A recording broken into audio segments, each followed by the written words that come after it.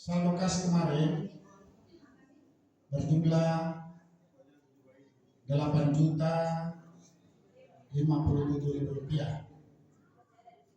Kemudian isi kotak amal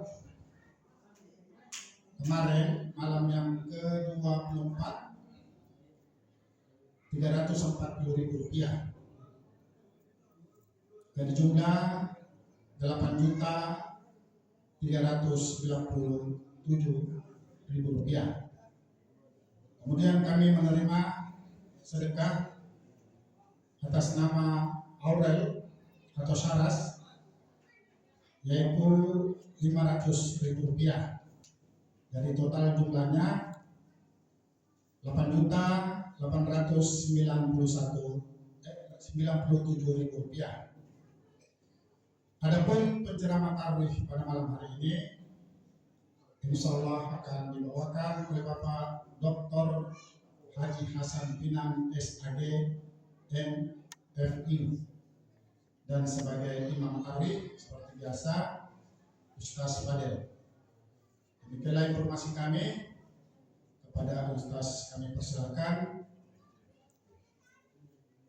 Maaf, ada lagi penyampaian ucapan terima kasih kepada warga RTC yang telah menyumbangkan buka puasanya pada sore hari tadi.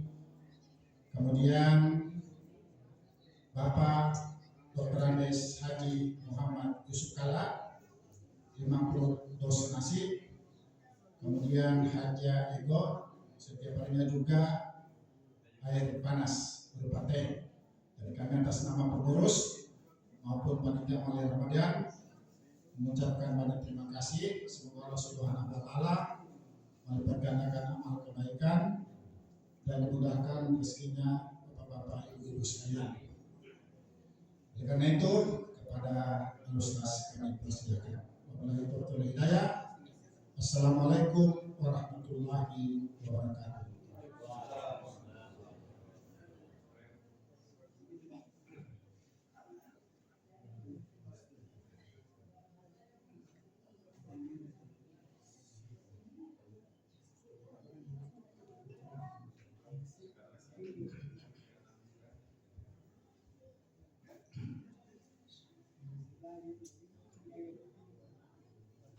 Assalamualaikum warahmatullahi wabarakatuh. Waalaikumsalam warahmatullahi wabarakatuh.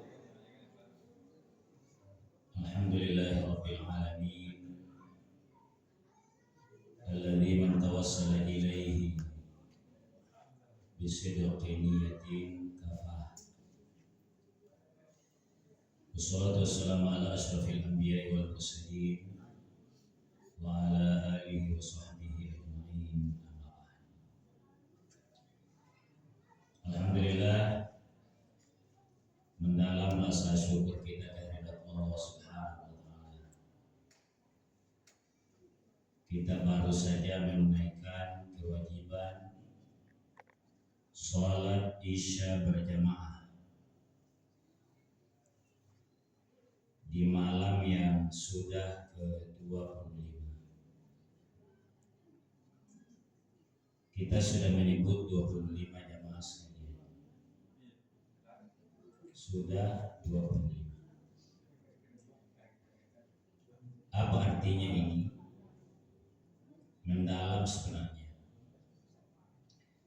Bahwa kita dengan ringan bahkan nikmat menjalankan ibadah Ramadan ini. Begitu cepat. Tapi beginilah memang kalau syariat itu dari Allah. Tidak makan boleh, tidak minum juga boleh, dan tidak ada yang tahu dari mana itu kekuatan. Kan sedikit saja pengurangan kerja kita jam segini. Di kantor hanya kurang 1 jam, pagi setengah jam, sorenya setengah jam. Tapi kita kuat menjalankan. Kenapa demikian? Allah mengirimkan spirit, kekuatan. Begitulah kalau syariatnya Allah Subhanahu wa taala, husnul dzan.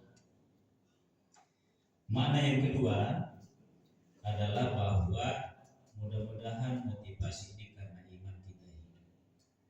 Kan panggilannya, ya ayyuhalladzina amanu, hai orang beriman, kutiba alaikumusiyam, diwajibkan kalian puasa. Jadi puasa itu proses, la'allakum, agar kita makin takwa. Mudah-mudahan sudah hilang ibaratnya. Kan tidak terasa ya? Sudah 25 ya Mas. Jadi bangun memang ke tahajud seperti yang baik ya Mas kalian. Salah satu yang dianjurkan kepada hamba Allah di 10 terakhir Ramadan, salah satu ya, salat qiyamul lailnya iya, i'tikafnya iya.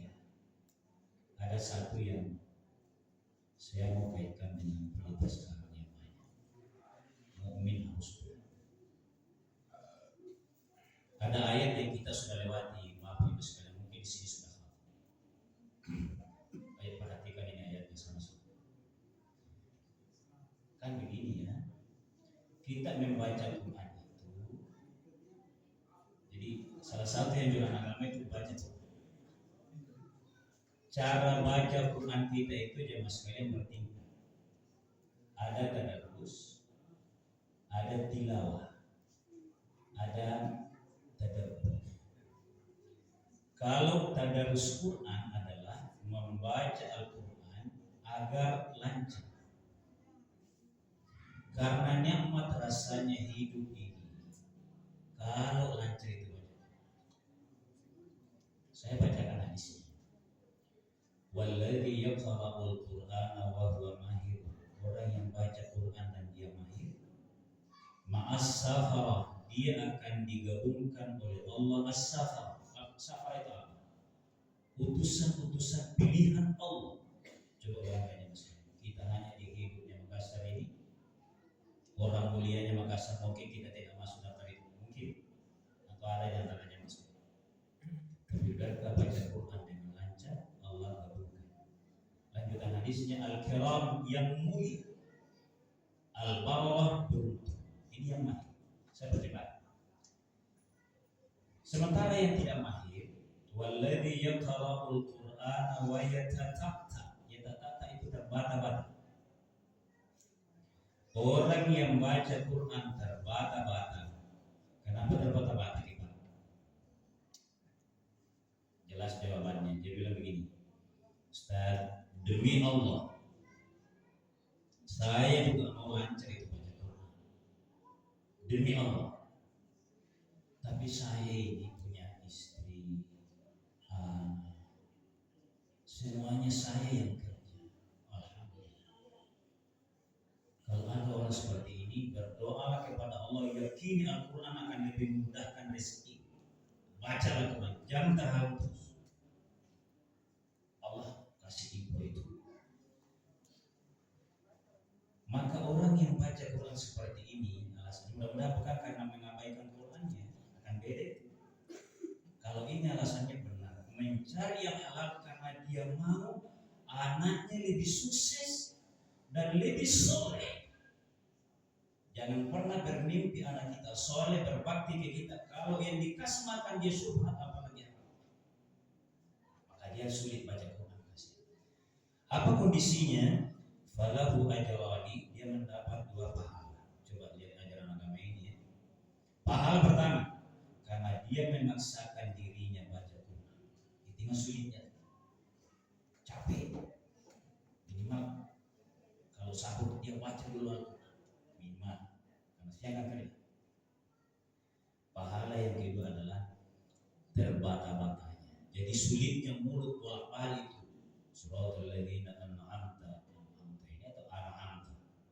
Terbata-bata, ragu hatinya. Allah juga ngirim pahala. Ini bagus. Saya percepat. Cara kedua adalah tilawah. Apa itu tilawah?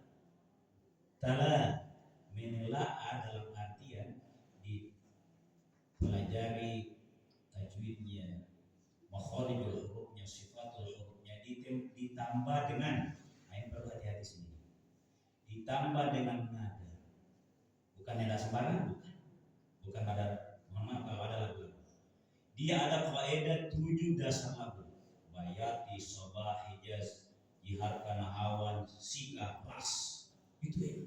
Contohnya begini, kalau ada seorang pemimpin RT RW, ini kita mau rapat susahnya. Kenapa susah? Enggak ada. Sudah mau dimulai masih bicara. Kan ada itu, ada kalau kita berkumpul. Itu gunanya undangan, lihat jamnya. Berarti mau cerita kalau ada jamnya itu. Ini ada video-video. Maka kalau pemimpin itu bilang tidak ada gunanya saya menyampaikan pesan wali kota ini, tidak dengar ini. Caranya adalah panggil orang yang pintar tilawah, baru bismillah dia baca. Kalau dengan lagu insya Allah tenang semua kalbunya hadirin itu. Tidak. Kalau masih gaduh berarti memang mengabaikan Al-Quran. Itu tilawah ya. Yang saya mau ambil sekarang adalah tadabbur. Apa itu tadabbur? Dari kata dabbara yudabbiru tadbira. Ini anak santri yang tahu begini. Artinya orang yang membaca Al-Quran tiba-tiba dia membaca ini, kenapa ini ayat lain-lain ini?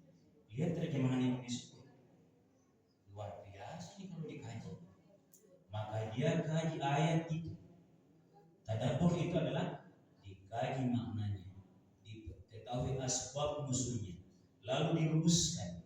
Kalau perlu bukan hanya dikasih ke pemerintah itu rumusannya. Kalau dia masalah kesehatan, kasih fakultas ke dokter. Kalau dia masalah hukum, kasih fakultas hukum. Kalau dia masalah keamanan, kasih keamanan. Islam itu tidak boleh dimainkan. Dan sekarang kita akan merasa tidak adil ini kehidupan ini. Negara saudara, sebagian muslim dicap-cap macam-macam, diserang saja. Maka saya baca ayat ini ya. Ada satu ayat terdapat pada surah Al-Qasas, bisa langsung dibuka. Terjemahnya juga. Al-Qasas juz 20 ayat 2. Ayat sebenarnya ayatnya merangkai dari 25 sampai 28. Ayatnya begini, saya lihat ayat. Qalat ihdahuma, berkata salah satu di antara keduanya, ya abadi wahai ayah, istajirhu, pilih dia sebagai karyawan. Inna khaira man istajarta, sesungguhnya orang yang cocok diajak bekerja sama, menjadi pegawai untuk kader ya, dua syaratnya memang al-qawiyyu al-amin, kuat dan amanah. Ayat ini jemaah sekalian kalau kita coba, ini adalah ayat yang menceritakan ketika Nabi Musa, dan kita tahu ayatnya Nabi Musa dihanyutkan oleh ibunya karena mimpi ahli sihirnya Fir'aun, ahli nujumnya Fir'aun bahwa akan lahir seorang laki-laki. Pada akhirnya anak inilah yang dipelihara oleh kerajaan. Iya kan? Begitu riwayatnya. Nabi Musa muda hidup secara sejahtera saja, tapi dia Nabi Musa muda jernih pikirannya. Tidak boleh, dia bilang tidak boleh ada kehidupan begini. Semua dikalahkan oleh kekuasaan, bukan karena aturan. Ini berontak dia. Paling berontak beliau itu adalah karena waktu Qarun kerjasama dengan Fir'aun itu, kalau pegawai pajak datang menagih Qarun, ketawa itu, diketawai oleh Qarun pegawai pajak. Sudah, saya tidak peduli kau, saya sudah bayar bosmu, dia kaya itu kan. Nabi Musa tahu ini, tidak boleh ada begini. Kezaliman lain, jadi Nabi Musa boleh begitu. Akhirnya saya singkat ya mas kalian. Nabi Musa pada satu tertentu melihat orang yang sedang berkelahi antara kekuatan dengan orang lemah. Sayangnya yang dianggap lemah, setelah diselidiki, baku kenal dengan Musa. Satu kali tinju lawan bisa di ayat itu di 20 sebelumnya. Satu kali tinju mati. Terlepas dari Musa. menyebabkan Nabi Musa keluar dari kerajaan sambil takut sampai ke negeri Madian. Di negeri Madian jemaah sekalian karena tarawih yang berbahagia, melihat sekumpulan orang banyak di sekeliling sumur. Ini bukan cerita ya, di Al-Quran ini ada. Sekeliling sumur, tiba-tiba dia melihat ini ada perempuan tak pernah pindah dia ini ke sini. Oh, dicermati, oh ini perempuan gadis yang menghargai dirinya, tidak mau bercampur aduk sembarangan dengan laki-laki. Laki-laki selesai kasih minum kambingnya, datang lagi yang dipikirkan barangnya, kalah tak tahu sini perempuan. Musa kembali berkata, tidak boleh ada perilaku peradaban yang seperti ini. Gak rela dia. Harus diluruskan yang begitu. Tidak boleh hanya kegagahan laki-laki, kekuatan laki-laki selalu mengalahkan perempuan. Perempuan hanya boleh kalah kalau ilmunya dan kualitasnya kalah. Itu Musa begitu. Tidak rela. Dibantulah sang perempuan, menyebabkan dua gadis tadi melapor ke ayahnya. Ternyata ayahnya siapa? Nabi Syuaib. Pulang ke rumahnya, melapor ke ayahnya. Nabi Syuaib bilang, panggil dia, itu orang baik. Pada saat Nabi Musa menjawab, oke, saya akan ke rumahnya. Nabi Musa berkata lagi, nah ini akhlak. Oke, saya ke rumahnya. Tapi saya di depan, kalian di belakang. Apa artinya? Akhlak Nabi Musa perlu diakui. Anak gadis kita sekarang, anak laki-laki kita boleh bergaul selebasa ini. Hampir tidak ada lagi batasan perkumpul laki-laki perempuan pada sebagian tempat. Ada beberapa organisasi yang kasih ketat ini, ada batasan seperti ini. Nabi Musa tidak mau berjalan di belakangnya dua anak gadis, mau di depan. Jamaah sekalian, yang saya mau kaitkan adalah ayat ini menegaskan bahwa orang yang qawiyu, yang cocok diajak bekerja sama, dicocok dijadikan pemimpin. Yang kedua, al-amin, memang terpercaya. Saya mau kaitkan dengan berita sekarang. Saya tak tahu ya, yang mana betul ini menang antara perang Iran dengan Israel dan gabung dengan Amerika. Di luar negeri kadang ada yang bilang menang Iran, keteteran Amerika. Ada juga yang bilang itu Iran sudah mau hancur itu. Saya bilang yang mana yang benar ini? Tapi saya mau bilang begini Mas, ajaran ayat ini tadi sebenarnya yang benar itu adalah harus lahir dari kaum muslimin generasi berkat ibadah kepada Allah, berdoa kepada Allah yang tidak pernah.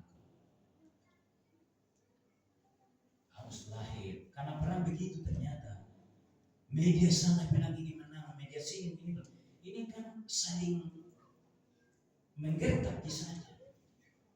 Kita di Indonesia seakan-akan takut dengan nuklir. Udah, ampun. Saya kembali.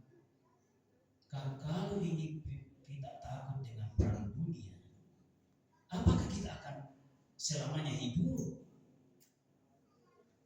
Ada kan Makassar itu hebat sekali tuh polisi penjagaan sini, tidak takut dengan ancaman-ancaman begitu. Mau diancam perang, mau diancam apa, Makassar lebih jatuhin doang. Iya kan? Kalau ada anak muda begini air, kan tidak mustahil. Tipe Nabi Musa yang ada di Makassar, mustahil Pak. Kalau lain orang berkata seperti itu, banyak yang ikut. Cuma sayang kalau ya saya mudah-mudahan tidak provokatif ya. Tapi saya melihat ini ancam-ancam saja. Justru saya khawatir jamaah sekalian memahami ayat itu kalau semua diam. Amerika tinggal leluasa. Negara ini dulu saya ambil kan diam semua. Sudah ini ku ambil lagi yang ini. Yang ada sekarang ini kan politik, ekonomi politik. Coba, ayo kita dengarkan uraian-uraian para ahli. Untuk apa diserang sebuah daerah kalau tidak ada yang penting di dalamnya?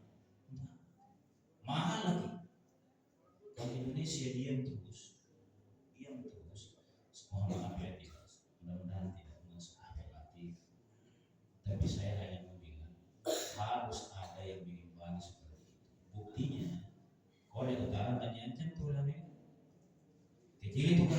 lebih sejahtera kita. Tapi karena dia berkata kalau saya diserah selesai ini, tidak main begitu. Saya khawatir yang diam dan diam itu tiba dipilih ini lagi. Tuduhannya apa? Belakang pihak Islam itu dia terus. Ini lagi, ambil lagi. Diam itu yang lain. Ini perlunya ada dialog berdasarkan ayat-ayat Quran tadi. Inna khaira man istajarta al-qawiyyu al-amin. Kekuatan itu lahir dari ibadah. Dan ibadah yang kita lakukan itu kuat kepada Allah, melahirkan juga inspirasi. Saya sengaja tadi ambil contohnya Mas. Sudah 25 puasa. Ringan terasa karena Allah yang kasih kekuatan. Karena Allah yang kasih. Apalagi kalau kita tadabbur itu Al-Quran.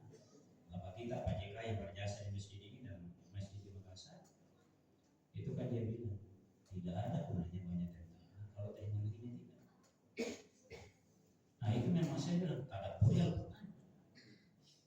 Kaji teknologi seperti apa? Tidak mustahil yang sekalian, tapi ada yang baru harus kencang kepada yang menyalahgunakan anggaran negara. Itu kaitannya. Jangan-jangan kita takut karena memang tidak amanah. Kira-kira itu. Negeri ini mengajarkan atau ajaran agama di bulan Ramadan lebih khusus untuk terakhir itu dengan Al-Quran. Amanah, akuntabel, Anda akan kuat. Orang yang merasa dirinya apa adanya, jujur, berani itu pasti berani. Aku diperiksa mana sama. Kira-kira gitu. Kesimpulannya Mas kalian, karena asik ini mainnya bahwa ibadah Ramadan itu kita diajarkan baca Al-Quran, hayati dia setelah lancar dan tadabburi kita bisa direkomendasikan pada yang berwenang, perguruan tinggi dan segala yang terkait dengan hasil-hasil ayat-ayat itu. Mohon maaf atas segala kekurangan. Ada yang bawa yang kami. Saya mohon maaf juga Pak Ustaz.